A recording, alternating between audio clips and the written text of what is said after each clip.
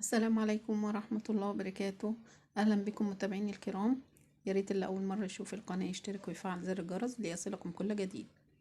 إليكم أسعار الذهب اليوم الأربع 29/3/2023. أوقية الذهب سجلت 60,882.41 قرش بالجنيه المصري، وسجلت بالدولار 1967.81. عيار 24 سجل 1957.70. عيار 21 سجل 1794.33. عيار 18 سجل 1468.20. والجنيه الذهب سجل 13,703.98 جنيه. بالدولار سجلت 442.83 سنت.